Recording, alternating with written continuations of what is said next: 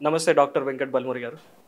Namaste, Bhaiya. How is your journey? Ante from a doctor to a politician, now an MLC, India's youngest MLC. How do you feel like? See, this is a journey with lots and lots of struggles. I have come into politics and took a passion to I'm into politics. This is not just like an overnight to become a politician. It's very difficult. Like till today, even I think I'm not a politician. I'm a student leader because I have come into politics to serve people and our community, which is youth community. What is your family background? See, I come from an upper middle class family. I have an elder brother. We are 2 siblings, and my entire education is from Hyderabad. Born and brought up in Hyderabad, but my grassroots and my native is from Karimnagar district. మీకు ఎట్లా అనిపిస్తుంది being a doctor is easy or being a politician is easy? మనకి doctor పొలిటీషియన్కి పెద్ద తేడా ఏమి ఉండదు. అంటే ఒక పొలిటీషియన్ సేవ చేసేటప్పుడు కూడా కుల మతాలకు అతీతంగా సేవ చేయాల్సి వస్తుంది. ఒక డాక్టర్ ప్రాక్టీస్ చేసి పేషెంట్కి ట్రీట్మెంట్ చేయాలంటే కూడా కుల మతాలకు అతీతంగా ట్రీట్మెంట్ చేయాల్సి వస్తుంది. బట్ డాక్టర్ కూడా పబ్లిక్కి సర్వీస్ ఇవ్వడానికి at the same time politician is also public service. But doctor we can serve only కొంతమందికి మటుకే డాక్టర్ ప్రొఫెషన్లో సర్వ్ చేయగలుగుతాం. బట్ పొలిటీషియన్గా లార్జర్ పీపుల్ ఇంట్రెస్ట్ని మనం సర్వ్ చేయగలుగుతాం. అండ్ ఎంతోమంది డాక్టర్స్ కోరుకున్న కోరికల్ని కూడా అంటే వారికి కావాల్సిన ఫెసిలిటీస్ని కూడా పొలిటీషియన్గా కల్పించగలుగుతాం. బట్ ఐ ఫీల్ లైక్ అంటే నేను ఒక ఇంటర్ చదువుకున్నప్పటి నుంచి అంటే నా ఫ్యామిలీలో ఒక 3 డాక్టర్లు ఉన్నారు. ఎప్పుడు జూనియర్ డాక్టర్ల సమస్య నడుస్తూనే ఉంటుంది. అది అడ్రస్ చేస్తారా పొలిటీషియన్స్, అడ్రస్ చేయరా, ఎంతవరకు వాళ్ళ కోరికలు న్యాయపరంగా ఉన్నాయి, లేకపోతే అది white is ignored? I don't understand. అంటే జూనియర్ డాక్టర్ సమస్యలు ప్రతిసారి ఇగ్నోర్డ్ గానే ఎందుకు పోతున్నాయి? ప్రాబ్లం ఏంటంటే గతంలో ఒక డాక్టర్కి అంటే ముందు కాలేజెస్ తక్కువ ఉంటుండే, డాక్టర్స్ గ్రాడ్యుయేట్ అవ్వడం కూడా చాలా తక్కువ అవుతుండే, లైక్ వెరీ ఫ్యూ డాక్టర్స్. కాకపోతే ఇప్పుడు ఏంటంటే నెంబర్ ఆఫ్ కాలేజెస్ అయిపోయినాయి. ఇంజనీరింగ్ ఎట్లా డిగ్రీ అయిపోయింది, డాక్టర్ డిగ్రీ కూడా అట్లా అయిపోయింది. అండ్ ఎస్పెషలీ గవర్నమెంట్ సెక్టర్లో ఏమవుతుందంటే డాక్టర్ పే స్కేల్ చాలా తక్కువ ఉంటుంది. ఫర్ ఎగ్జాంపుల్ ఒక మెరిట్ డాక్టర్ అంటే దాదాపు బి కేటగిరీ సీట్ తీసుకోవాలన్నా కూడా ఈరోజు దాదాపు 50 లక్షలు ఖర్చు అవుతుంది. అదేగిన సి కేటగిరీ సీట్ అంటే దగ్గర ఎంబీబీఎస్ కంప్లీట్ చేయడానికి ₹1,00,00,000 అవుతుంది. మళ్ళీ దానిపైన ఎంబీబీఎస్ కంప్లీట్ చేస్తే ఒక కార్పొరేట్ హాస్పిటల్లో పనిచేస్తే 15,000 కంటే ఎక్కువ జీతం రాదు. మళ్ళీ దానిపైన మళ్ళీ స్పెషలైజేషన్ చేయాలంటే దానికి 2 కోట్లు 3 కోట్లు అవుతుంది. అంటే చదువుకోగా ఏదైతే ఆల్రెడీ క్వాలిఫై అయ్యి ఏదైతే నీట్ క్వాలిఫై అయిన తర్వాత కూడా మళ్ళీ అంటే దాదాపు ఒక 6-7 కోట్లు అవుతుంది. 6-7 కోట్లు మళ్ళీ దీని ప్రొఫెషన్ అంటే గవర్నమెంట్ సెక్టర్ వైపు వచ్చేసినాక 35,000 50,000 శాలరీకి వచ్చి ఒక డాక్టర్ని వచ్చి వర్క్ చేయాలి, ఫుల్ టైం ఇవ్వాలని ప్రైవేట్ క్లినిక్ ఎక్కడ పెట్టుకోకుండా నడవాలంటే ఇట్స్ డిఫికల్ట్. ఎందుకంటే at the same time government సెక్టార్లో ఎక్కువ పే స్కేల్ ఇచ్చే పరిస్థితి కూడా లేదు. సో దీనికి ఒక కొత్త రిఫార్మ్స్ తీసుకొని రావాలి. అండ్ డాక్టర్స్ ఏం కోరుకుంటున్నారో అంటే లైక్ నేను ఇప్పుడు ఆల్మోస్ట్ ఇప్పుడే నేను కూడా అయినాను కాబట్టి బేసిక్గా ప్రాబ్లమ్స్ ఏందో నాకు తెలుసు కాబట్టి సో 100% ఇప్పుడు హెల్త్ మినిస్టర్ గారితో మాట్లాడి డాక్టర్స్ కూడా ఇటువంటి ధర్నాలు యాజిటేషన్స్ చేయకుండా ఆ సమస్యలు తప్పకుండా మా ప్రభుత్వం పరిష్కరిస్తారు. అంటే what is your take on this అన్న? అంటే మీరేమనుకుంటున్నారు? అంటే డాక్టర్ రోడ్డు మీదకి వచ్చి ధర్నాలు చేయొచ్చా పేషెంట్ని అడ్రస్ చేయకుండా? అంటే మినిమం స్టాఫ్ ఒక 10 మంది డాక్టర్లు ఉన్నారు అనుకోండి, జూనియర్ డాక్టర్లు, 8 మంది రోడ్డు మీదకి వచ్చి ధర్నా చేయడం కరెక్ట్ అని మీరు అనుకుంటారా? అంటే కడుపు నొప్పి వచ్చినప్పుడు ఇప్పుడు వాళ్ళ ఫ్యామిలీ ఉంటుంది, మన బాధ ఎవడు పట్టించుకుంటలేడు, మన సమస్యలు పరిష్కరిస్తలేరు అన్నప్పుడు 100% హ్యూమానిటేరియన్ గ్రౌండ్స్ పైన డాక్టర్ అనే వ్యక్తి పేషెంట్ని ట్రీట్ చేయకుండా బయటికి వచ్చి ధర్నా చేయడం 100% కరెక్టే. బట్ వాడు ధర్నా చేసి వాడి సమస్య కోసం వాడు పోరాటం చేయకపోతే వాడు పేషెంట్ అవుతాడు కదా. హ్యూమానిటేరియన్ టర్మ్స్లో మీరు అన్నట్టు 10 మంది లోపల పేషెంట్లు ఉన్నప్పుడు ఇద్దరే డాక్టర్లు అడ్రస్ చేయడం కూడా అంటే ఎక్కడ కూడా డాక్టర్స్ కంప్లీట్ గా పేషెంట్స్ ని ఇగ్నోర్ చేసి 8 మంది బయటకు వస్తున్నారు అంటే చెయ్యకపోతే వాళ్ళ కోసం ఎవరు ఫైట్ చేయాలి? అంటే వాళ్ళు ఫైట్ చేసిన సిచ్యువేషన్స్ కూడా కొన్ని ఉంటాయి. కొన్ని చోట్ల డాక్టర్స్ పైన అటాక్స్ అయినాయి, డాక్టర్స్కి మాకు సేఫ్టీ ఇస్తలేరు అని చెప్పి చేశారు. కొన్ని చోట్ల కోవిడ్ టైంలో మాకు ప్రాపర్ ఫెసిలిటీస్ ఇస్తలేరు, మా సర్వీసెస్ యూజ్ చేసుకుంటూ మాకు రికగ్నేషన్ కలుగుతలేదని ఫైట్ చేశారు. ఇంకొకటి డాక్టర్స్తో పాటు వాళ్ళకి ఏదైతే అసిస్టెంట్స్ ఉన్న స్టాఫ్ ఏదైతే ఉంటారో అది స్టాఫ్ లేకపోవడం వల్ల మా పైన బర్డెన్ పడుతుందని చెప్పి ధర్నా చేశారు. చాలా రేర్ కేసులో మాకు జీతాలు వస్తలేవు, మాకు జీతాలు తక్కువ వస్తున్నాయి, ధర్నా చేసినవి ఉంటాయి. మిగతా అన్ని కూడా ఏంటంటే గవర్నమెంట్ ఇంటికి వెళ్ళి మాకు రావాల్సిన ఏదైతే బేసిక్ ఫెసిలిటీస్ మా దగ్గరకు వస్తలేవు, మాకు అందుతలేవు అనే ఒక బాధతోటి ఆవేదనతోటి డాక్టర్స్ బయటకు వచ్చి ధర్నా చేస్తారు. నేను ఒక పొలిటీషియన్ అంటే నేను ఆల్రెడీ ఇప్పుడు పాలిటిక్స్లో ఉన్నాను, but at the same time by profession I'm a doctor. So I know what they feel exactly because నేను ఎప్పుడు ప్రొటెస్ట్ చేయలేదు, కానీ అంటే నేను ఎప్పుడు ఫుల్ టైం ప్రాక్టీస్ చేసి ఆ పరిస్థితి రాలేదు కాబట్టి నేను ఎప్పుడు చేయలేదు. కాకపోతే నాతోటి చదువుకున్న వాళ్ళు దేనికోసం ఆందోళన చేస్తారో ఆ పరిస్థితుల బాధ ఆవేదన చూసినోని సరే అనుభవించకపోయినా దాన్ని కళ్ళారా చూసినోని చెవులతోటి విన్నోని కాబట్టి 100% both the ends mistake is there. But ఈ గవర్నమెంట్లో ఎవరైతే దామోదర్ రాజనరసింహ గారు హెల్త్ మినిస్టర్ అయినాక he is very particular about this, is very concerned about this entire సిస్టమ్ని చేంజ్ చేయాలని. రేపొద్దున ఎటువంటి ప్రాబ్లం కూడా రాదు. బట్ ఇప్పటివరకు జరిగిన ఈ స్టూడెంటైజేషన్స్లల్లా ఏ ఒక్కసారైనా స్టూడెంట్ అదే జూనియర్ డాక్టర్స్ గెలిచినట్టు లేకపోతే వాళ్ళ కోరికలన్నీ నెరవేర్చినట్టు గవర్నమెంట్ నేను ఇప్పటివరకు నేనైతే చూడలేదు. డాక్టర్స్ గెలవడము ఓడిపోవడం అనేది మనం పోరాటం చేస్తుంది ఎవరిపైన, మన కోసము మన ప్రభుత్వాన్ని మనం అడుగుతున్నాం. ఓకే, మనము ఒక 100 డిమాండ్స్, ఒక 10 డిమాండ్స్ పెట్టినప్పుడు 100% అందులో 5 పాసిబుల్ అయితే అవి ఇంప్లిమెంట్ అయితే 5 ఇంప్లిమెంట్ కావు. ఇంప్లిమెంట్ కానంత మటుకు ఓడినట్టు కాదు, లేకపోతే 5 ఇచ్చినంత మటుకు ప్రభుత్వం ఓడిపోయినట్టు కాదు. Because this is a system, this is a democratic system. ఎవరికి ఏమి కావాలి అనేది ఈక్వల్గా అడగాల్సిన రైట్ పబ్లిక్ ఉంది, ఇవ్వాల్సిన బాధ్యత ప్రభుత్వానికి ఉంది. Okay, getting back to the normal thing, మీ పైన ఇప్పటివరకు ఎన్ని కేసులు ఉన్నాయన్న? 88 కేసులు ఉన్నాయి, నాకు తెలిసి అయితే అన్నీ ఉన్నాయి. ఓకే, ఎప్పటి నుంచి in span of 2015 August September ఆ మంత్లో నా ఫస్ట్ కేసు బుక్ అయింది. నా పైన ఒకటే రోజు నా పైన 7 కేసులు బుక్ అయినాయి. ఆ రోజు ఒక చిన్న యాజిటేషన్, ఏదో ఫార్మర్స్ సంబంధించి యాజిటేషన్లో పార్టీ కాల్లో బుక్ అయింది. దాని తర్వాత లాస్ట్ కేసు ఏదైతే గురునానక్ కాలేజ్ సంబంధించి ప్రొటెస్ట్ చేస్తే దాని తర్వాత ఏదైతే రేవంత్ రెడ్డి గారు కేటీఆర్కి ఛాలెంజ్ చేసి గన్ పార్క్ దగ్గరకు వచ్చినప్పుడు that was my last case. 88 cases నా పైన ఫైల్డ్ ఉన్నాయి. That was the last case కదండి మీ పైన. ఇప్పుడు మీ గవర్నమెంట్ వచ్చింది కదా, మీ పైన ఉన్న కేసెస్ అన్ని కొట్టేస్తారా? అంటే మా గవర్నమెంట్ అనే దానికంటే ఎక్కువ ప్రజలు కోరి ప్రజాప్రభుత్వాన్ని ఏర్పరచుకోండి అని మేము అనుకుంటున్నాం. ప్రజాప్రభుత్వంలో అక్రమంగా ప్రజలపైన పెట్టిన ప్రతి కేసును కూడా మా గౌరవ ముఖ్యమంత్రి రేవంత్ రెడ్డి గారు, మా ఉప ముఖ్యమంత్రి బట్టి విక్రమార్క గారు అన్ని కేసులు కూడా లీగల్గా, జ్యుడిషియల్ పరంగా, సిస్టమ్ పరంగా ఏవి పోయేది ఉంటే అవి పోతాయి. లేదు వేట్లన్నా మాకు శిక్ష పడే పరిస్థితి ఉంటే శిక్ష కూడా పడుతుంది. మా ప్రభుత్వం వచ్చిందని చెప్పి గత ప్రభుత్వాలు లేక మా పైన ఉన్న కేసులు ఒకటేసారి వాషౌట్ చేసుకొని క్లీన్ చేసుకునే పరిస్థితి కాదు. ఇవాళ నేను ఎమ్మెల్సీని కాబట్టి మాకు సపరేట్ కోర్ట్స్ ఉంటాయి. బికాజ్ ఎందుకనంటే నాకున్న టైం నేను ప్రజలకి సంబంధించిన దాన్ని కేటాయించి ప్రజల సమస్యల్ని తీర్చడానికి నేను ఉపయోగించుకోవాలి.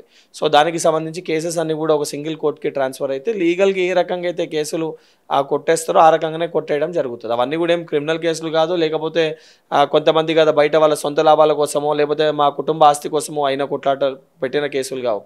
ప్రజల కోసము, ప్రజల సమస్యలు పరిష్కరించడానికి ప్రశ్నించే గొంతుకగా నా గళాన్ని వినిపిస్తే ఏదైతే అధికార పక్షంలో ఉన్న నాయకులు వీడు ఎక్కువ తక్కువ చేస్తుండే వీని గొంతు నొక్కాలి అని చెప్పి ఉద్దేశపూర్వకంగా నన్ను భయపెట్టడానికి పెట్టిన కేసులు అవి.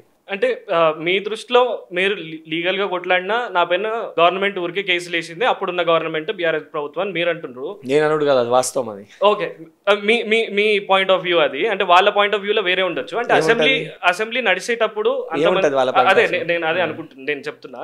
అసెంబ్లీ నడిచేటప్పుడు అంతమంది ఎమ్మెల్యేస్ ఉన్నారు, ఆడో ప్రోటోకాల్ ఉంటుంది, అసెంబ్లీ ముట్టడించడం కరెక్ట్ కాదు, అసెంబ్లీ లోపలికి రావడానికి ట్రై చేయడం ఈజ్ నాట్ రైట్, అది సెక్యూరిటీ బ్రీచ్ కదా, మేము కంట్రోల్ చేయలేం కదా అంతమంది వస్తే అని వాళ్ళ దృష్టి అయి ఉండొచ్చు.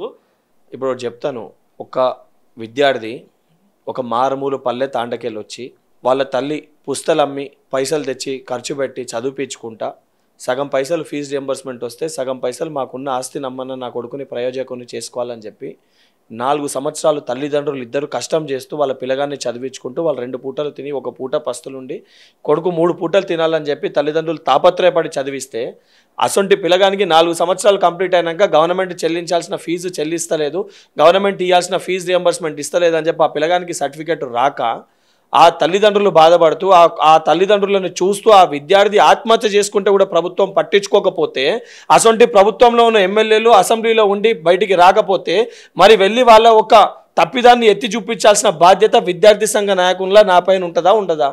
అసొంటి పరిస్థితి ఉన్నప్పుడు కూడా సరే అధికార పక్షంలో ఉన్న నాయకులు దున్నపోతు పైన నీళ్లు పోసినట్టు వాళ్ళు పట్టించుకోకపోతే, వాళ్ళని మనము పోరాటం చేయకపోతే తెలంగాణ గడ్డ ఉద్యమాల గడ్డ, రజాకారులకు వెళ్ళి మొదలు పెడితే అందరినీ తరిమి కొట్టిన గడ్డ, అసొంటి గడ్డ పైన పుట్టిన ఒక విద్యార్థి లెక్క, సరే పార్టీలకు అతీతంగా ఇక్కడ తెలంగాణలో పుట్టిన ఒక తెలంగాణ బిడ్డ లెక్క, అందులో కరీంనగర్కి వెళ్ళి వచ్చిన కరీంనగర్ పౌరుషాల గడ్డ, ఆ జిల్లాకి వెళ్ళి వచ్చిన కాబట్టి ఇవన్నీ చూసి కోపంతో రగిలిపోయి దీనికి ఏదైనా మార్పు తీసుకురావాలని చెప్పి ప్రయత్నంలో 100% ఫైట్ చేసినాను.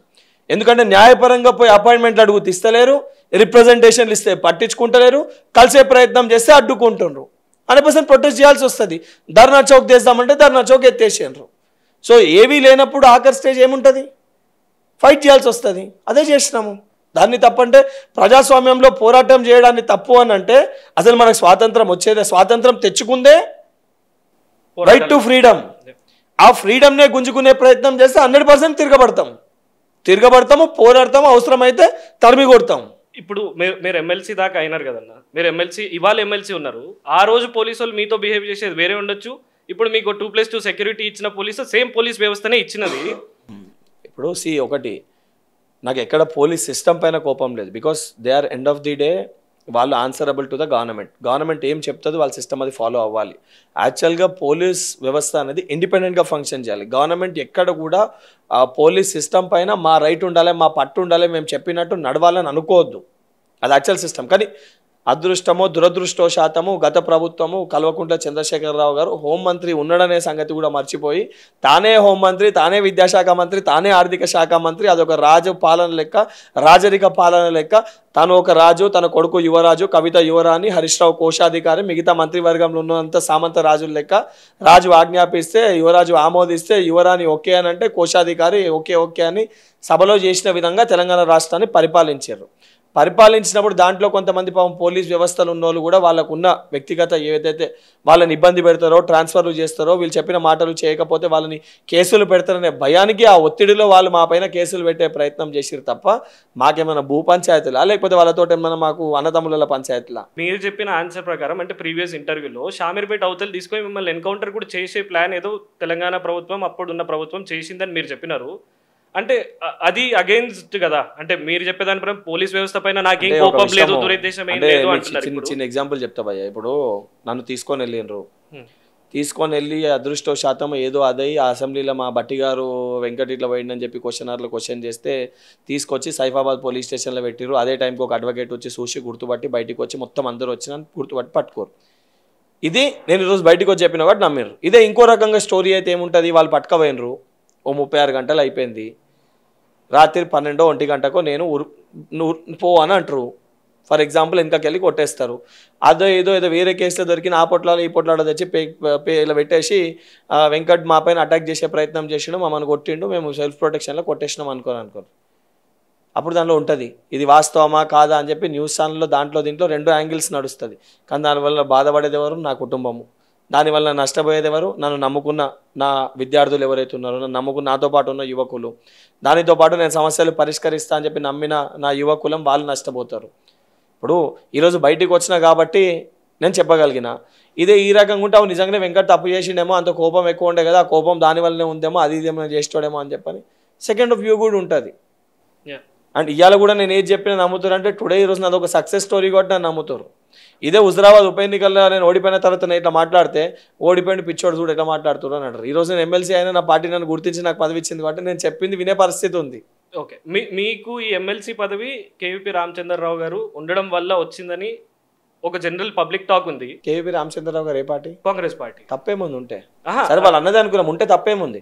నాకు ఇతర పార్టీ వాళ్ళు లేదా బిజినెస్ మ్యాగ్నెట్స్ బ్యూరోక్రాట్స్ ఇప్పిస్తే తప్పు ఉండాలి, కానీ వారు ఇప్పిస్తే తప్పేముంది? ఇంకోటి, బల్మూర్ వెంకట్ అనేటోడు నికార్సైన కాంగ్రెస్ పార్టీ కార్యకర్త. బల్మూర్ వెంకట్కి కాంగ్రెస్ పార్టీలు ఉన్న ఒక పీసీసీ సెక్రటరీ కాడికి వెళ్ళి పీసీసీ అధ్యక్షుని దాకా ఏకాభిప్రాయంతో మంత్రివర్గంలో ఉన్న మంత్రులు కానీ, ఏవైతే మాకున్న 64 మంది శాసనసభ్యులు కానీ, మిత్రపక్షంలో ఉన్న మాకు ఏదైతే ఒక శాసనసభ్యుడు కానీ 65 మంది శాసనసభ్యులు, అందులో ఎవరైతే ఉన్న మంత్రులు 12 మంది మంత్రులు, ముఖ్యమంత్రి గారు, ఉప ముఖ్యమంత్రి గారు, రాహుల్ గాంధీ గారు, కేసీ వేణుగోపాల్ గారు, కన్నయ్య కుమార్ గారు, మల్లికార్జున్ ఖర్గే గారు, ప్రియాంక గాంధీ గారు, సోనియా గాంధీ గారు, గత 9 సంవత్సరాలుగా నా పోరాటం వారికి తెలుసు, నా కష్టం వారికి తెలుసు. పార్టీ కోసం నా పైన 88 కేసులు అయినాయి, 4-5 సార్లు జైలుకు పోయిండు, పక్కటి ఎముకలు సైతం ఇరగొట్టుకుంటూ పార్టీయే తన ప్రాణంగా, పార్టీయే తన ధ్యేయంగా హుజరాబాద్ ఉప ఎన్నికల సమయంలో హేమీలు పోటీ చేయడానికి భయపడ్డ సందర్భంలో పార్టీకి విధేయుని లెక్క ఆ ఇద్దరు ఉద్దండుల పైన ఒక పోరాట యోధుని లెక్క పోరాటం చేసిన సంగతి అందరికీ తెలిసింది. కాబట్టి అందరూ ఏకాభిప్రాయంతో బల్మూర్ వెంకట్కి గుర్తించి అవకాశం కల్పించారు. సరే 100% దాంట్లో కేవీపీ రామచంద్రరావు గారి పాత్ర ఉందంటే వారు కూడా కాంగ్రెస్ పార్టీలో ఒక సీనియర్ నాయకుడు. గతంలో ఉమ్మడి ఆంధ్రప్రదేశ్లో రాజశేఖర రెడ్డి గారి దగ్గర ఉన్నప్పుడు, రాజశేఖర రెడ్డి గారు ముఖ్యమంత్రిగా ఉన్నప్పుడు పూర్తి వ్యవస్థ నడిపిన వ్యక్తి, 100% నికార్సైన కార్యకర్త. కాబట్టి వాళ్ళు కూడా కార్యకర్తల్ని ప్రోత్సహించాలని చెప్పి సపోర్ట్ చేసి ఉండొచ్చు, తప్పేముంది అందులో? ఓకే, ఇప్పుడు మీరు పక్క బొక్కలు ఇరగొట్టుకున్నా అని మీరు అన్నారు కాబట్టి, మీ పక్క బొక్కలు ఇరిగిపోయినాయి, మీ చెయ్యి ఇరగొట్టినారు, మీ తలకు దెబ్బ తాకింది, అవన్నీ మేము చూసినాము టీవీలలో. ఏ రోజన్నా అనిపించిందా ఎందుకు వచ్చిండ్రా ఈ రాజకీయాలకి అని? ఏ రోజన్నా అనుకున్నారా? ప్రతిరోజు అనిపిస్తుంది, ఎవ్రీడే ప్రతిరోజు అనిపిస్తుంది. ఎందుకు అనిపిస్తుంది? ఇప్పుడు మనం చదువుకునేటప్పుడు కూడా ఎగ్జామ్స్ వచ్చినప్పుడు వాళ్ళు మనకి ఏమనిపిస్తుంది, నేను అమ్మ ఎందుకు తీసుకున్నారా ఈ కోర్స్ అని అనిపిస్తుంది. అట్లా అని చెప్పి ఎగ్జామ్ రాయక తప్పదు, రిజల్ట్స్ చూడక తప్పదు. ఫెయిల్ అయితే డీటెయిన్ అవుడు గ్యారంటీ, పాస్ అయితే ప్రమోట్ అవుడు గ్యారంటీ. ఇది కూడా అంతే. సి ఏదన్నా కష్టం అనిపిస్తుంది, కష్టం అనిపించినప్పుడు ఎందుకు వచ్చినామని అనిపిస్తుంది. అట్ ద సేమ్ టైం సమస్యలు పరిష్కారం అవుతున్నప్పుడు ప్రజలు మనని ఏదైతే మంచి చేసినామని చెప్పి మనం ప్రేజ్ చేసినప్పుడు ఆ సెల్ఫ్ సాటిస్ఫాక్షన్ ఉంటుంది కదా, ఆ సెల్ఫ్ సాటిస్ఫాక్షన్ ముందు ఈ కష్టం పెద్దగా ఏమీ కనబడదు, దాంతో పెద్ద ప్రాబ్లం అని అనిపించదు. ఒక 5 minutes 10 minutes అనిపిస్తుంది. ఇమీడియట్గా దాని ఇష్యూ రిజాల్వ్ కాగానే అమ్మ ఏదైతే అన్న మంచిగా చేసినాం అన్న, మా వల్ల మా కొడుకు మంచిగా అయింది, మా బిడ్డకు మంచిగా అయింది అని ఏదైతే చెప్తారు కదా, దానివల్ల ఆ సెల్ఫ్ సాటిస్ఫాక్షన్ వల్ల ముందు ఇవన్నీ చిన్న చిన్న కనబడతాయి. మీకు ఉప ఎన్నికల్లో ఈటల రాజేందర్ పైన పోటీ చేసే అవకాశం మీ కాంగ్రెస్ పార్టీ ఇచ్చింది, జనరల్ ఎలక్షన్లో ఎందుకు ఇవ్వలేదని మీరు అనుకుంటున్నారు? ఉప ఎన్నికలు అనేవి ఒక ప్రత్యేక పరిస్థితులలో ప్రత్యేకమైన వచ్చిన ఎన్నిక. అది కల్వకుంట్ల చంద్రశేఖరరావు గారికి, ఈటల రాజేందర్ గారికి, కేంద్ర ప్రైమ్ మినిస్టర్కి చీఫ్ మినిస్టర్కి మధ్యలో వచ్చిన ఒక ఎన్నిక. ఆ ఎన్నికలు కేవలము ఇద్దరి వ్యక్తిగత లాభాల కోసము, ఇద్దరి మధ్యలో పంచాయతీ అంటే ఇద్దరు వ్యక్తుల మధ్యలో పంచాయతీ వల్ల వచ్చిన ఎన్నికలు అవి. ఆ ఎన్నికల్లో ఏదైతే ఉన్న పరిస్థితులలో ఎవరికి టికెట్ ఇచ్చినా అమ్ముడు పోతాడు, లేకపోతే భయభ్రాంతులకు గురవుతాడు, లాస్ట్ మూమెంట్ వరకు పార్టీ గుర్తుపైన నిలబడడం ఒక పరిస్థితిలో నికార్సైన కాంగ్రెస్ పార్టీ కార్యకర్త ఆ జిల్లాకి వెళ్ళి కావాలి. అందులో కూడా టీఆర్ఎస్ పార్టీ ఒక విద్యార్థి నాయకునికి ఇచ్చింది కాబట్టి విద్యార్థి నాయకునిగా మా దాంట్లో నికార్సైన కార్యకర్త ఎవరున్నారని చెప్పి చూస్తే నేను అదృష్టవంతుణ్ణి. పార్టీ 28 సంవత్సరాలకే నన్ను పార్టీ లాయలిస్ట్ లెక్క గుర్తించి నాకు అవకాశం కల్పించారు. కల్పించినాక 2 సంవత్సరాలు పార్టీ బలోపేతానికి, పార్టీని స్ట్రెంథన్ చేసి ఏదైతే ఈరోజు వచ్చిన ఎన్నికల్లో 55,000 ఓట్లు ఆడ పార్టీకి వచ్చే విధంగా నేను ఏదైతే పార్టీని పటిష్టం చేయగలిగినాను. కాబట్టి ఈ ఎన్నికల్లో బల్మూరి వెంకట్ కేవలం ఒక నియోజకవర్గానికి కన్ఫర్మ్ అయిన నాయకుడు కాదు. నన్ను పిసిసి అధ్యక్షుడు రేవంత్ రెడ్డి గారు, మా ఉప ముఖ్యమంత్రి బట్టి విక్రమార్క గారు తెలంగాణ రాష్ట్ర వ్యాప్తంగా ఉన్న విద్యార్థులకి ప్రతినిధిగా గత 9 సంవత్సరాలకి నేను పోరాటం చేస్తున్నా. ఈరోజు వెంకట్ను ఒక నియోజకవర్గానికి కన్ఫైన్ అయి పెట్టేస్తే ఏదైతే తెలంగాణ మొత్తం ఏదైతే యూత్ మూమెంట్ ఏదైతే టీఎస్పీఎస్సీ కానీ ఏదైతే సంబంధించి అన్ఎంప్లాయ్మెంట్ మూమెంట్ ఏదైతే వెంకట్ లేవనెత్తిండో దీన్ని కంప్లీట్గా జనాలకి తీసుకొని వెళ్ళాలంటే వెంకట్ రాష్ట్ర స్థాయి పర్యటించాలి. ఒక నియోజకవర్గానికి పరిమితం అయితే పార్టీకి ఎక్కడన్నా ఇబ్బంది కలుగుతుందని చెప్పి భావించి లార్జర్ ఇంట్రెస్ట్లో, బికాస్ హుజరాబాద్ ఎమ్మెల్యే బల్మూరి వెంకట్ గెలిచి కాంగ్రెస్ ప్రభుత్వం తెలంగాణ రాష్ట్రంలో రాకపోతే నేనేం చేయలేను ప్రజలకి. అదే బల్మూరి వెంకట్కి టికెట్ రాకపోయినా తెలంగాణలో కాంగ్రెస్ ప్రభుత్వం వస్తే 100% ముఖ్యమంత్రి గారి దగ్గర పోయి ఆ సమస్యలని పరిష్కరించగలుగుతా. సో సేమ్ అదే ఇంట్రెస్ట్లో ముఖ్యమంత్రి గారు కాంగ్రెస్ ప్రభుత్వం రావాలంటే వెంకట్ రాష్ట్రం అంతే పర్యటించాలని నాకు టికెట్ ఇవ్వలేదు. అంటే బయట ఉన్న జనరల్ టాక్ ప్రకారం అయితే ప్రణయ్ గారికి డబ్బు చూసి ఇచ్చినారు, లేకపోతే వెంకట్కే ఇచ్చేవాళ్ళు కదా అన్నట్టుగా ఒక టాక్ నడుస్తుంది. అంటే ఒకటి ప్రణవ్కి డబ్బులు చూసి ఇచ్చిండ్రా, ప్రణవ్కి ఏం చూసి ఇచ్చిర్రా అనే దానికంటే చూస్తే ఒక యువకునికి ఇచ్చారు, అంటే పార్టీ క్యాలిక్యులేషన్స్ ఒక యువకునికి ఇచ్చారు. అండ్ నేను ఎక్కడ కూడా నేను చెప్పేది ఒకటే, నా కులం ఏంటంటే యువకులం అని చెప్తా. నా కులానికి వెళ్ళి ఇంకొకరికి అవకాశం వచ్చినప్పుడు అదే కులానికి అదే యువ కులానికి చెందిన నేను దాన్ని అడ్డుపడే ప్రయత్నం చేస్తే అసలు నేను రాజకీయంలోకి వచ్చిన ఆ ఇంట్రెస్ట్కే అర్థం ఉండదు. బికాజ్ నేను పాలిటిక్స్లోకి వచ్చింది నేను ఒక్కరిని నేనైతే పాలిటిక్స్లో సక్సెస్ అవుదామని కాదు. నన్ను చూసి ఒక మధ్యతరగతి కుటుంబంలో ఉన్న ఒక యువకుడు ఎటువంటి పొలిటికల్ బ్యాక్గ్రౌండ్ లేకపోయినా రాజకీయాల్లోకి వచ్చి సక్సెస్ కాగలుగుతాడు అని ఒక రోడ్ నేను వేయాలనుకున్నాను. అంటే మరికొంతమంది రేపు పొద్దున చూసి మేము ఎందుకు కాలేం వెంకట అయినప్పుడు అని ఒక మెసేజ్ ఇవ్వడానికి నేను రాజకీయాల్లోకి వచ్చిన. సో దాంట్లో భాగంగా ప్రణవ్కి వచ్చిన రోజు కూడా నేను సంతోషించిన.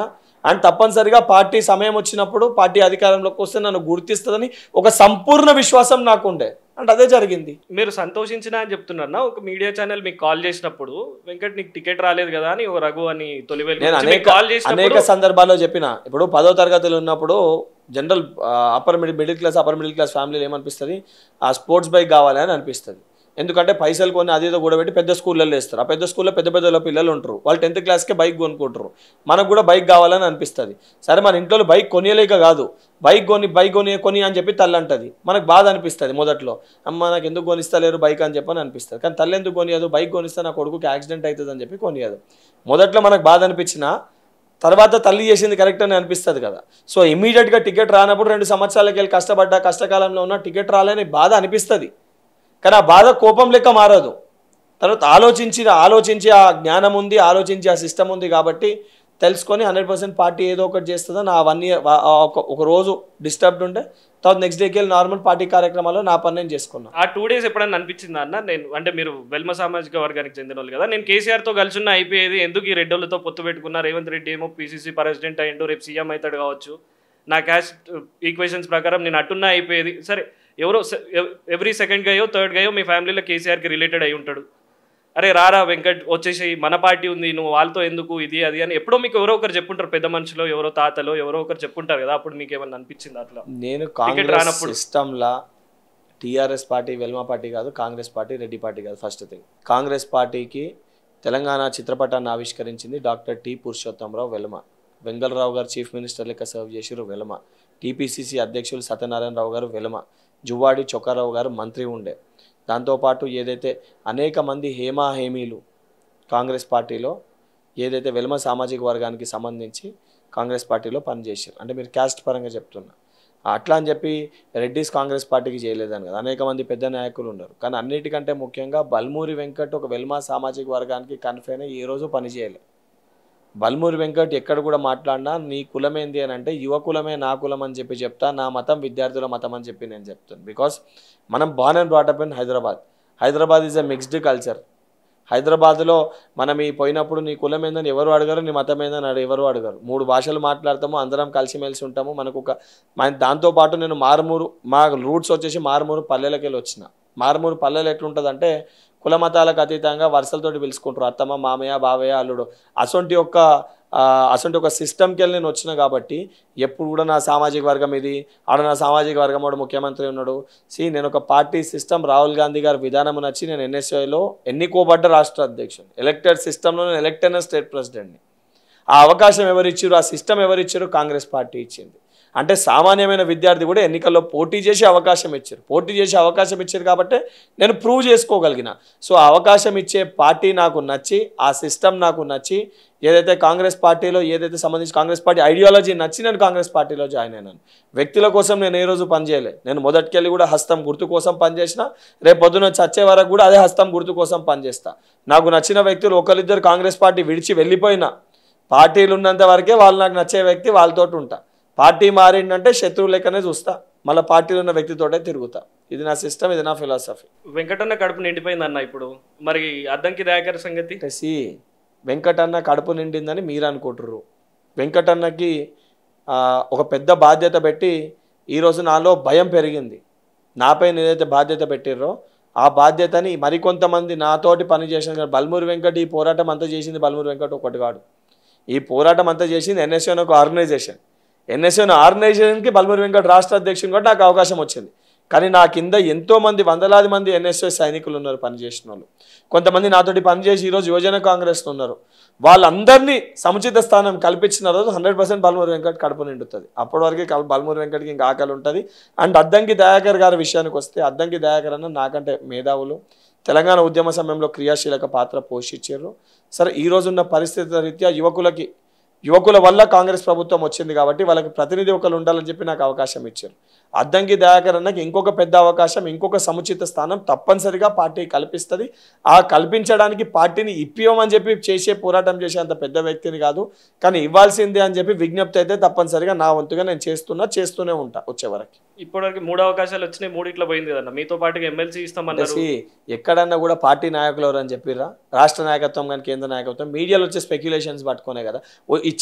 తీసుకునే దయాకర్ అన్న క్లారిటీ ఉంది, ఇచ్చే పార్టీ క్లారిటీ ఉంది. ఇవన్నీ మధ్యలో గాసిప్స్. అది మేమంతా ఒకటే కుటుంబ సభ్యులము, మేమందరం కలిసిమెలిసి ఉన్నాము. నాకు ఎమ్మెల్సీ వచ్చినా కూడా మొదటగా నేను పోయింది మా అన్న దయాకర్ అన్న దగ్గరికి పోయినా. మొదట నాకు కంగ్రాచులేట్ చేసింది కూడా దయాకర్ అన్ననే.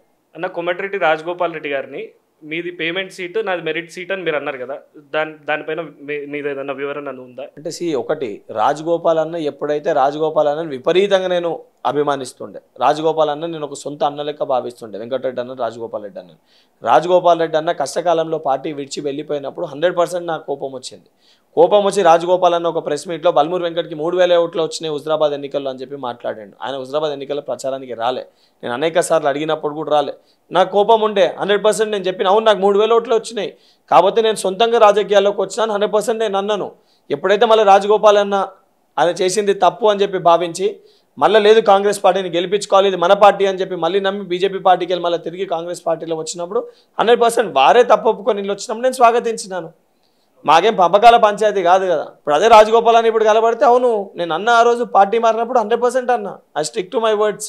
అట్ ద సేమ్ టైం అన్ననే లేదు కరెక్ట్ కాదు నేను పోయిన పార్టీ అని అన్న మళ్ళీ తప్పు తెలుసుకొని ఇళ్ళకి వచ్చినాక నాకంటే ఏజ్లో పెద్ద ఎంపీగా చేసిర్రు, ఎమ్మెల్సీగా, దాని తర్వాత ఇప్పుడు రోజు ఎమ్మెల్యేలు ఎక్కువ ఉన్నారు, నాకంటే సీనియర్ నాయకులు. 100% నేను వారిని గౌరవిస్తాను.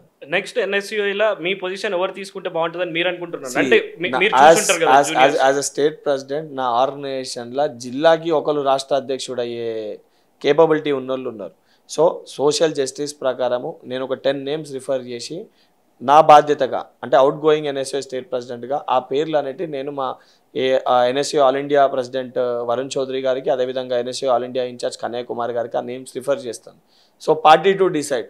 నేను పోయినాక నా వ్యక్తే ఉండాలి, నాకు సంబంధించిన ఉండాలి. I'm not that selfish. ఎవరైనా కూడా ఎన్ఎస్యూకి వెళ్ళి అవుతారు, ఎవరైనా నాతోటి పని చేసిన వాళ్ళే అవుతారు, ఎవరైనా కూడా సంతోషంగా. మీరు జనరల్ ఎవరు కేపబుల్ అని అనుకుంటున్నారు?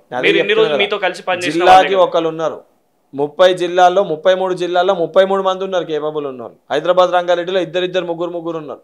దాదాపు 50 మంది ఉన్నారు. అందులో సోషల్ జస్టిస్, ఏజ్ క్రైటీరియా అన్నీ పరిగణలోకి తీసుకొని 10 నేమ్స్ రిఫర్ చేసి నేను పంపిస్తాను. ఆ 10లో ఇంటర్వ్యూ చేసి ఎవరు ది బెస్ట్ అనేది షార్ట్ లిస్ట్ చేసి పార్టీ డిసైడ్ చేస్తారు. కొత్తగా వచ్చే యంగ్స్టర్స్, పొలిటీషియన్ అవ్వాలనుకునే యంగ్స్టర్స్కి మీరు ఏం మెసేజ్ ఇస్తారు? యంగ్స్టర్స్ అనే ఎవరైతే ఉన్నారో చాలా మంది యంగ్స్టర్స్కి ప్రాబ్లం ఏమవుతుంది అంటే ఎగ్జిస్టింగ్ పొలిటీషియన్స్, కొంతమంది సీనియర్ పొలిటీషియన్స్ వాళ్ళ దగ్గర పోయి అన్న నేను రాజకీయాలకి రావాలనుకుంటున్నా అంటే ఏమొస్తావు బిడ్డ, రాజకీయాలు వేస్ట్ ఉన్నాయి, రాకు, అనవసరంగా ఆగమైపోతావు, మంచిగా పోయి చదువుకోరాదే, నాకు కావాలంటే ఆ పని చెప్తే ఈ పని చెప్తానంటారు. మనం అనుకుంటాం అబ్బా ఎంత మంచోడు, నాకు ఎంత మంచిగా చెప్పిండు, అబ్బా అబ్బా అబ్బా అని చెప్పి మనం అన్నీ అనుకుంటాం. మరుసటి రోజు చూస్తే అని కొడుకునే రాజకీయాలకు తెస్తాడు. అంటే కొడుకు పైన లేని ప్రేమ మన పైన ఎందుకు వచ్చిందని ఫస్ట్ ప్రతి రాజకీయాలకి రావాలనుకునే ప్రతి ఒక్క యువకుడు ఆలోచించాలి. ఎందుకంటే ఆ రాజకీయ నాయకుడు మనల్ని ఎందుకు వద్దంటాడంటే మనం వస్తే మన కొడుకుకి కాంపిటీషన్ అవుతామని చెప్పి మనల్ని పక్కకు తప్పియడానికి నీట్గా సింపుల్గా ఏదో మనకేదో లాభం చేసినట్టు చెప్పి మనల్ని సైడ్ ట్రాక్ చేస్తాడు. సో 100% సిస్టమ్ చేంజ్ అవ్వాలంటే ఒక ఐటీ సెక్టర్ కానివ్వండి, ఒక ఇండస్ట్రీస్ డెవలప్ కావాలన్నా, ఓ హాస్పిటల్ సెక్టర్ కానివ్వండి, లేకపోతే బ్యూరోక్రాట్స్ కానివ్వండి, ఎండ్ ఆఫ్ ద ఇండియన్ సిస్టంలో ఫైనల్ డెసిషన్ తీసుకున్నది పొలిటీషియన్. ప్రోటోకాల్లో కూడా చీఫ్ సెక్రటరీ గారి కంటే పెద్ద ప్రోటోకాల్ ఎమ్మెల్యేది. హైయెస్ట్ ప్రోటోకాల్ ఈజ్ ఎమ్మెల్యే కంటే పెద్ద ప్రోటోకాల్ ఎమ్మెల్సీ కంటే పెద్ద ప్రోటోకాల్ విప్ ఎవరైతే ఉంటారో వాళ్ళు, దానిపైన మినిస్టర్స్, దానిపైన డిప్యూటీ సీఎం, దానిపైన సీఎం. ఇది సిస్టమ్. మనం ఏమనుకుంటామనంటే రాజకీయాలు అదొక మురికి కాలువ, అందులో పోవుడు ఎందుకు, రాజకీయాలకు పోకుండా నేను మంచిగా డాక్టర్ చదువుకొని గవర్నమెంట్ డాక్టర్ అయితే అని అనుకుంటాను. నువ్వు ఎంత చదువుకున్నా, నువ్వు ఐఏఎస్ అయినా కూడా మళ్ళీ ఎండ్ ఆఫ్ ది డే నువ్వు పోయి సర్వీస్ చేయాల్సింది. నువ్వు చెప్పినట్టు ఎవరు చెప్పినట్టు వినాలి, ఎవరు చెప్పినట్టు వినాలి? పొలిటీషియన్ చెప్పినట్టే వినాలి. మరి అసొంటి పొలిటీషియన్స్ చదువుకోని వాళ్ళు స్థానాల్లో కూర్చుంటే చదువుకోని కింద పని చేయాలంటే మనం పని చేయగలుగుతామా? ఒక పెద్ద స్కూల్కి పోయి, ఫర్ ఎగ్జాంపుల్ మనం చదువుకునేటప్పుడు ఒక స్కూల్కి పోయి ఒక 10th క్లాస్ స్టూడెంట్ చదువుకొని పోయి ఒక 5th క్లాస్ స్టూడెంట్ వచ్చి పాఠాలు చెప్తుంటే మనం యాక్సెప్ట్ చేస్తామా? మరి అదే నువ్వు ఐఏఎస్ చదువుకొని పోయి నువ్వు ఒక పొలిటీషియన్ ఎవరైతే 10th ఫెయిల్ అవుతారో ఆ పొలిటీషియన్ దగ్గర నువ్వు కింద పని చేయాలంటే మరి నీ సెల్ఫ్ రెస్పెక్ట్ అడ్డొస్తలేదా? దానికి కారణం ఏంది? యువత రాజకీయాలకి రాకపోవడం. సిస్టమ్ మారాలంటే యువత రాజకీయాలకి రావాలి. రాజకీయాలు ఒకసారి మారితేనే ఇండియా డెవలపింగ్ కంట్రీ కాదు, India is a developed country అని చెప్పుకోవాలంటే youngsters should be in politics. వచ్చే ఎలక్షన్స్లో ఎంపీ ఎలక్షన్స్లో ఎన్ని గెలుస్తుంది అన్న కాంగ్రెస్ పార్టీ? నన్ను అడిగితే 100% 17లో 16 గెలుస్తుంది అని అంటే ఒకటి ఎందుకు వదిలేస్తున్నారన్న? అంటే minority is always with Congress party. మీకు విషయం చెప్తా. ఇప్పుడు నేను 17కి 17 గెలుస్తుంది అని చెప్పి నేను మాట్లాడినా అనుకో, అదేదో నేను టైంపాస్కి నేను ఏదో గెలవాలని చెప్పి ఏదో పిక్చర్ లెక్క మాట్లాడుతుండు అని అంటారు. వాస్తవానికి హైదరాబాద్ పరిధిలో గట్టి పోటీ ఇస్తాము ఈసారి. Congress party will give a very tight fight to MIM. But గెలవడం అనేది ఉన్న సిచ్యువేషన్స్ ప్రకారము ఇప్పుడున్న పరిస్థితులలో అట్లా వన్ సైడ్ రావడం అనేది కష్టం. కానీ 100% 16 సీట్స్లో 100% గెలిచే ప్రాబబిలిటీ ఉంది, పాసిబిలిటీ ఉంది, గెలుస్తుంది. సెంట్రల్లో గవర్నమెంట్ కాంగ్రెస్ ఫామ్ చేసే ఛాన్స్ ఉందా అన్న? 100% ఫామ్ అవుతుంది. 100% ఫామ్ అవుతుంది. అంటే బీజేపీ ఒక cinema, Congress is reality. Cinema 3 గంటలు బాగుంటుంది, నిజ జీవితము మొత్తం మనం ఎన్ని రోజులు బతుకుతాం అన్ని రోజులు జీవించాల్సి వస్తుంది. బీజేపీది కూడా టెంపరీ. సినిమా ఒకసారి ది ఎండ్ పడ్డదంటే బీజేపీ క్లోజ్. కాంగ్రెస్ పండుకొని పొద్దున్న లేచినాక మళ్ళా కొత్త మన జీవితం లెక్క. సో ప్రజలకి టైం పడుతుంది. మనకి జనరల్గా రియల్ లైఫ్ నచ్చుతుందా, సినిమా నచ్చుతుందా? రియల్ లైఫ్ నచ్చుతుంది, సినిమా నచ్చుతుంది. ఎందుకంటే సినిమాలో మనం రియల్ లైఫ్లో చేయలేనివి చేసినట్టు చూపిస్తారు కాబట్టి అయితే ఓకే సినిమానే నచ్చుతుంది. ఎందుకంటే మనం రియల్ లైఫ్లో చేయనివి సినిమాలో చూపిస్తారు, గ్రాఫిక్స్ అవి ఇవి చేసి. సో అందరికీ నచ్చుతుంది. కానీ బయట వచ్చి చేసే ప్రయత్నం చేస్తామా? అది చేయలేము కదా. చేస్తే మన ప్రాణాలు పోతాయి. ఇది కూడా అంతే బీజేపీ పార్టీది. కొద్దిసేపు మటుకే అయిపోయింది. కాంగ్రెస్ పార్టీ పైన ప్రజలు ఇప్పుడు కాంగ్రెస్ పార్టీ వస్తేనే మనం బాగుంటాం. ఎందుకంటే బీజేపీ పార్టీ పాలిటిక్స్ చేసేది సెంటిమెంట్ ఎమోషన్స్ తోటి పాలిటిక్స్ చేస్తుంది. కాంగ్రెస్ పార్టీ డెవలప్మెంట్ గురించి పాలిటిక్స్ చేస్తుంది. మేము ప్రజల సెంటిమెంట్ ఎమోషన్స్ తోటి మేము రాజకీయాలు చేయాలి. వాళ్ళు ఏం చెప్తారు? దేవుణ్ణి చూపిస్తారు, దేవుణ్ణి చూపించి ఓట్లు వేయమంటారు. మేము కూడా దేవుణ్ణి నమ్ముతాము. కాకపోతే నేను ఆంధ్రప్రదేశ్ పోతే వెంకటేశ్వర స్వామిని పూజ చేస్తా, అస్సాం పోతే కామాఖ్యాదేవిని పూజ చేస్తా, ఏదైతే బెంగాల్ పోతే కాళికామాతని పూజ చేస్తా, అట్లా శివుని, ఏదైతే తమిళనాడు పోతే శివుని పూజ చేస్తా, లేదు మన వరంగల్ దిగి పోతే సమ్మక్క సారక్కని పూజ చేసుకుంటాం, లేదు మనం కొండగట్టు పోతే ఆంజనేయుల స్వామిని పూజ చేసుకుంటాం, భద్రాచలం పోతే రాముని పూజ చేసుకుంటాం. అంటే ప్రాంతానికి ఒక దేవుడు ఉన్నాడు. మనకి నెలకొక దేవునికి సంబంధించిన ఒక పండుగ వస్తుంది. వచ్చినప్పుడు ఆ దేవుణ్ణి మనం ప్రార్థిస్తాం. కానీ వాళ్ళు అట్లా కాదు, మేము చెప్పిందే చెయ్యాలి, మేము చెప్పినప్పుడు ఇది మాట్లాడాలి, మేము చెప్పిన దాని గురించే మాట్లాడాలంటే మేము మన వ్యక్తిగత స్వేచ్ఛని గుంజుకునే ప్రయత్నం ఎవరూ చేసినా 100% ఒక చదువుకున్న విద్యార్థి లెక్క, అవగాహన ఉన్న వ్యక్తి లెక్క తప్పనిసరిగా దానిపైన పోరాటం చేస్తా. నేను రాముని పూజిస్తా, అట్ ద సేమ్ టైం నేను సీతను కూడా గౌరవిస్తా. నువ్వు జై శ్రీరామ్ అని అంటావు, నేను జై సీతారాం అంట. ఎందుకంటే మహిళల్ని గౌరవించే పార్టీ మాది. మీరు మహిళలు కేవలం ఇంటికే పరిమితం ఉండే అనే ఆలోచన బీజేపీ పార్టీది. అంత తేడా ఉంది బీజేపీ కాంగ్రెస్కి. నెక్స్ట్ 10 yearsలో మిమ్మల్ని మీరు ఎక్కడ చూసుకుంటారు అంటే పాలిటిక్స్లో? అంటే యాజ్ ఆఫ్ నౌ మీరు ఎమ్మెల్సీ ఉన్నారు, ఇంకో 5 ఏళ్ళు ఇక్కడ కొనసాగుతారు. నేను ఏ పొజిషన్లో ఉన్నా 100% ప్రజలకి సేవ చేయాలి, స్టెప్ బై స్టెప్. ఎందుకంటే ప్రజలకి సేవ చేయడానికి ఏ పొజిషన్ ది బెస్ట్ అనేది నాకు అనిపిస్తే ఆ పొజిషన్లో పోయి కూర్చుంటాను.